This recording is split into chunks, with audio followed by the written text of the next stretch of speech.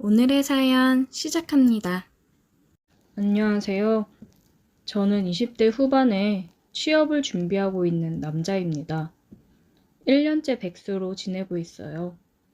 저희 부모님은 식당 운영을 하고 계시는데 가끔 나가서 일 도와드리고 용돈을 받고는 합니다. 그리고 부모님 댁 옆에 누나네 부부가 살고 있어요.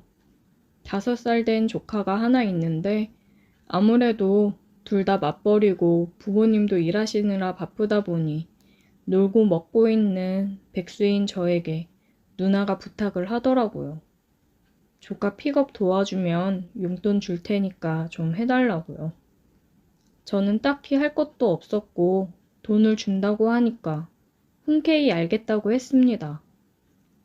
크게 할 건 없고 조카 등하원 도와주고 누나네 부부 끝날 때까지만 잠깐 봐주면 된다고 하더라고요.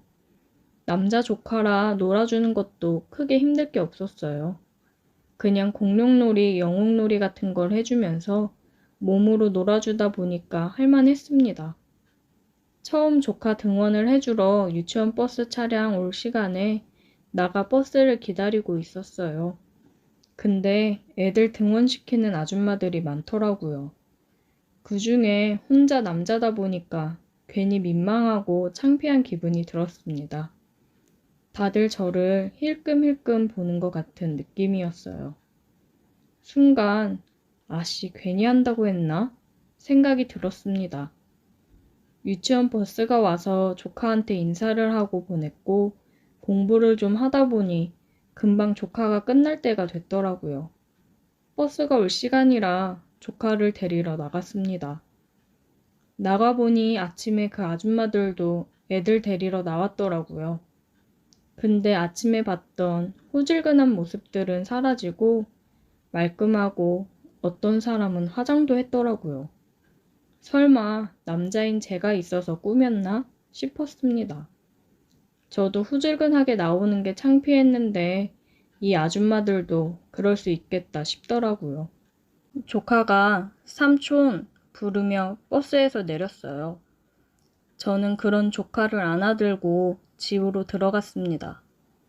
누나가 준비해놓고 간 간식을 조카 손발을 씻기고서 앉혀 먹였습니다. 맛있게 잘 먹는 걸 보니 기분이 좋아지더라고요. 오늘은 유치원에서 무슨 일이 있었는지 조잘대며 떠드는데 귀여웠습니다. 이래서 다들 애 낳고 아이 키우는 맛에 사나 싶더라고요. 그렇게 한참을 떠들던 조카는 퇴근하고 오는 엄마가 반가워 신나서 달려가더라고요. 그런 걸 보면 또 참 안쓰러웠습니다. 한참 엄마랑 붙어서 사랑받을 나이인데 아무래도 현실은 맞벌이에 바쁜 삶을 살다 보니 종일 유치원이며 다른 사람 손에 맡겨졌다가 저녁 돼서야 엄마 만나 좋아하는 걸 보니까 내가 좀 더 잘 놀아줘야겠구나 생각이 들더라고요. 누나 왔어?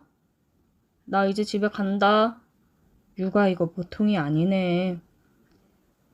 고생했다. 쉽지 않지? 애 키우는 게 세상에서 제일 어려워. 저녁 먹고 갈래? 아니, 그냥 빨리 집에 갈래. 내일 또 올게. 조심히 가.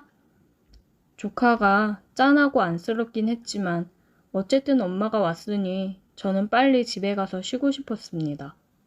기가 아주 쏙쏙 빨리더라고요.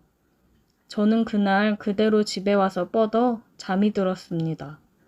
다음날 알람 소리에 일어나 보니 벌써 날이 밝아 있더라고요. 저는 후다닥 씻고 누나네 집으로 가서 조카랑 있다가 버스 시간에 맞춰 나갔습니다. 두 번째라고 아줌마들이 말도 걸어주고 그러더라고요.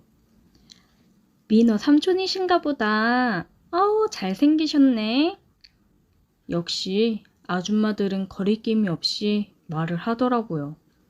왠지 더 부담스러워지는 느낌이었습니다.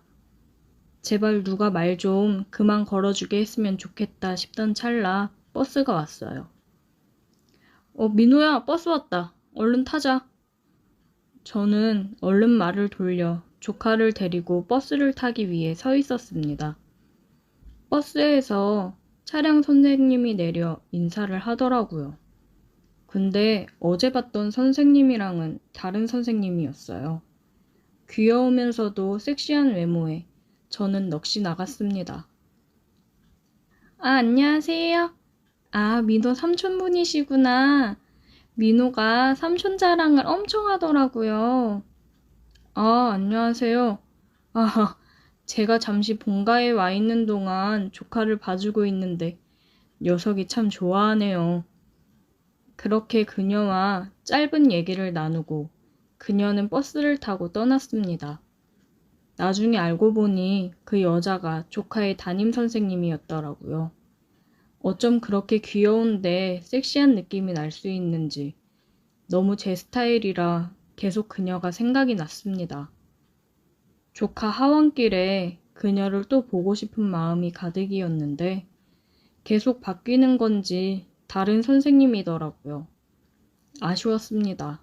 그러다 누나가 어느 날에 조카 영유아 검진 있으니까 오늘은 가서 일찍 하원시키고 영유아 검진 다녀오라고 하더라고요.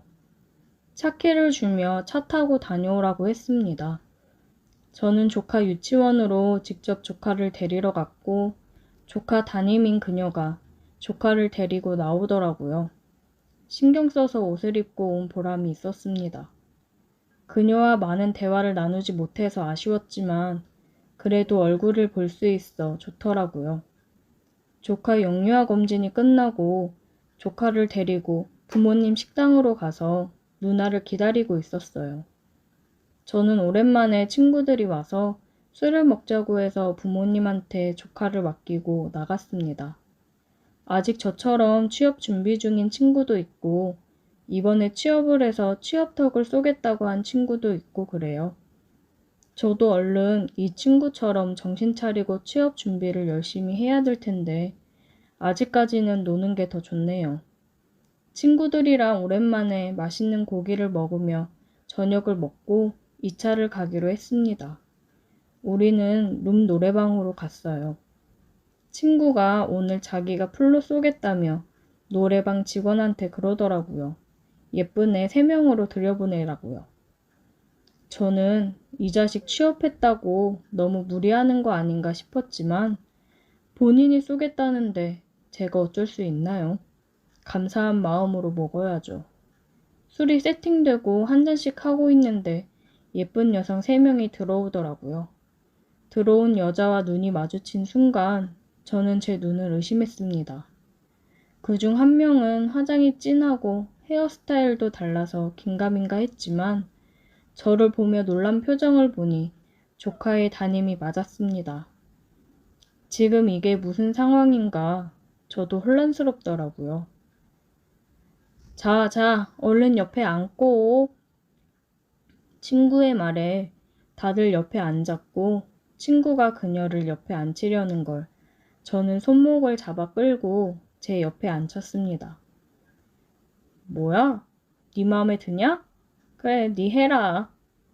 친구의 말에 저는 아무런 대답을 하지 않았고 말없이 그녀를 쳐다보기만 했습니다. 그녀의 몸이 살짝 떨리는 게 보였어요.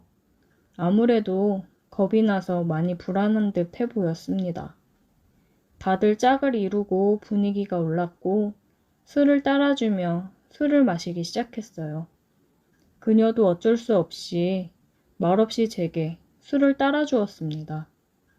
한참 노래를 부르고 취한 친구 2명은 먼저 여자들과 일어나 보겠다며 나갔어요. 노래방에는 저와 그녀 둘뿐이었습니다. 민호 선생님 맞으시죠? 그녀는 아무런 대답을 하지 않고 말없이 눈물을 흘렸습니다. 왜 여기 있는지 물어봐도 됩니까? 제발 원에다가는 얘기하지 말아주세요. 저 오늘 처음 나왔어요. 정말이에요. 오늘 처음 나온 거라며 우는 그녀가 안쓰럽더라고요. 엄마가 많이 아프셔서 병원에 계시고 아버지는 공사 현장에서 일하시고 저는 유치원에서 일하면서 돈 벌었었는데 아버지가 일하시다 다치시는 바람에 일도 못하고 아버지도 병원 신세에 있고 도저히 제 월급만으로는 감당이 안 돼서 저도 이러면 안 되는 거 알지만 당장 돈이 급하니까 해서는 안 될 선택을 했어요. 그녀는 울면서 얘기를 했습니다. 얘기를 듣는데 너무 안쓰러웠어요. 그래도 이거는 정말 후회할 선택이에요.